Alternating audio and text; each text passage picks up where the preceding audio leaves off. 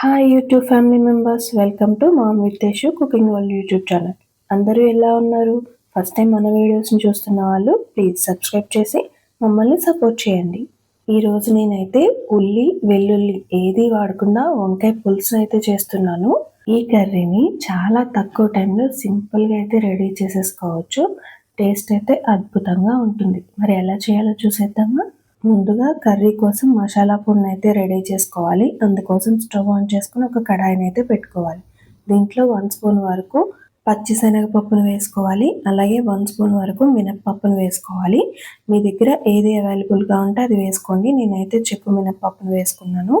వీటిని 1 నిమిషం పాటు లో ఫ్లేమ్లో మాత్రమే ఫ్రై చేసుకోవాలి. ఇది కొద్దిగా కలర్ చేంజ్ అయ్యేంత వరకు ఫ్రై చేసుకుంటే సరిపోతుంది. వీటిని ఈ విధంగా ఫ్రై చేసుకున్న తర్వాత ఇప్పుడు దీంట్లోకి 1 స్పూన్ వరకు ధనియాలు వేసుకోవాలి.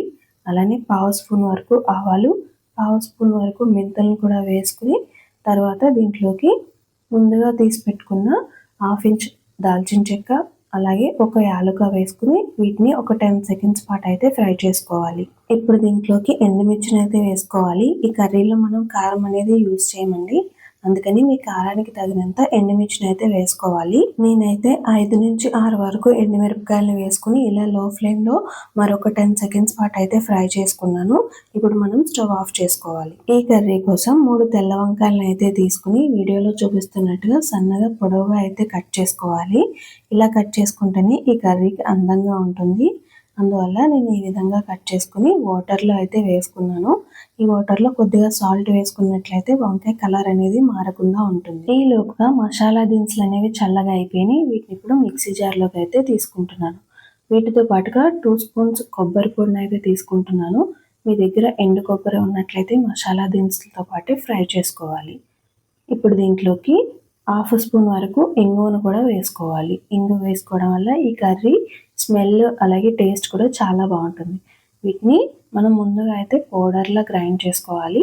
తర్వాత కొద్దిగా వాటర్ని వేసుకుని మరీ మెత్తగా కాకుండా కొంచెం బరకగా అయితే గ్రైండ్ చేసుకోవాలి. ఇలా వీడియోలో చూపిస్తున్నట్లుగా గ్రైండ్ చేసుకుని పక్కన పెట్టుకోవాలి. ఇప్పుడు మరొకసారి స్టవ్ ఆన్ చేసుకుని ఫ్లేమ్ అనేది మీడియంలో ఉంచుకుని ఒక కడాయిని అయితే పెట్టుకోవాలి. దీంట్లోకి 3 స్పూన్స్ వరకు ఆయిల్ని అయితే వేసుకోవాలి. ఈ ఆయిల్ హీట్ అయిన తర్వాత 1/2 స్పూన్ వరకు ఆవాలు, అలానే కొద్దిగా కరివేపాకు అంటే 2 రెమ్మల వరకు కరివేపాకుని తీసుకున్నాను.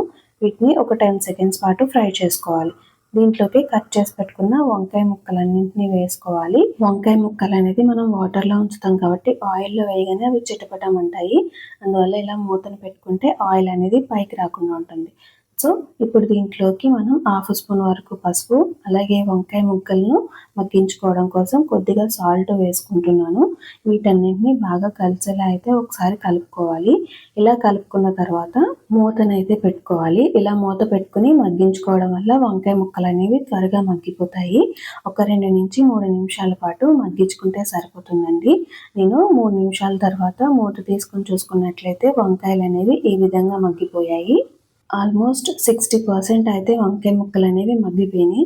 ఇప్పుడు దీంట్లోకి ముందుగా గ్రైండ్ చేసి పెట్టుకున్న మసాలా పేస్ట్ ఏదైతే ఉందో దాన్ని అంతటిని వేసుకోవాలి. ఇలా వేసుకున్న తర్వాత వంకాయ ముక్కలకి పట్టేలా మరొక నిమిషం పాటు లో ఫ్లేమ్లో కలుపుకుంటూ ఉండాలి. ఇలా కలుపుకున్నప్పుడే మనకి ఈ కర్రీ నుంచి మంచి అరోమా అయితే వస్తుందండి. ఇప్పుడు దీంట్లోకి ముందుగానే నానబెట్టుకున్న చిన్న నిమ్మకాయ సైజ్ అంతా నిమ్మకాయ నుంచి గుజ్జునైతే తీసుకుని వేసుకుంటున్నాను. మనం దీంట్లోకి వాటర్ అనేది ఆల్మోస్ట్ యూజ్ చేయమండి, అందుకని చింతపండులో వేసుకున్న వాటర్ని మనం ఎక్కువగా వేసుకోవాలి. సో ఇలా వేసుకున్న తర్వాత ఒకసారి అయితే కలుపుకుంటే మనకి గ్రేవీకి సరిపడగా వాటర్ అనేది వేసుకున్నామో లేదో తెలుస్తుంది. ఒకవేళ వాటర్ తగ్గినట్లయితే కొద్దిగా వాటర్ని యాడ్ చేసుకుంటే సరిపోతుంది. అలానే దీంట్లోకి 1 స్పూన్ వరకు బెల్లం తురుమును అయితే వేసుకుంటున్నాను. బెల్లం వేసుకోవడం వల్ల టేస్ట్ అనేది చాలా బాగుంటుంది. మూత పెట్టుకుని ఒక 3 నిమిషాలు అయితే ఉడికించుకోవాలి. 3 నిమిషాల తర్వాతకి మన కర్రీ అనేది ఈ విధంగా ఉంది. సో ఇలా ఉంటే సరిపోతుందండి. మళ్ళీ చల్లారిన తర్వాత చిక్కగా అయితే అయిపోతుంది. అందువల్ల ఇలా ఉన్నప్పుడే మనం కొంచెం కొత్తిమీరని అయితే కట్ చేసుకుని వేసుకోవాలి. ఇలా వేసుకున్న తర్వాత మరొక నిమిషం పాటు ఉడికించుకుంటే మన కర్రీ అనేది రెడీ అయిపోయినట్టే. ఈ కర్రీ చేస్తున్నంతసేపు మనకైతే ఒక్కసారి టెంపుల్లో ఉన్నామా అనే ఫీలింగ్ అయితే వస్తుందండి. ఆ అరోమా అనేది అంత బాగుంటుంది. సో ఈ కర్రీని ఇప్పుడు నేను సర్వింగ్ బౌల్లోకి అయితే తీసుకుంటున్నాను.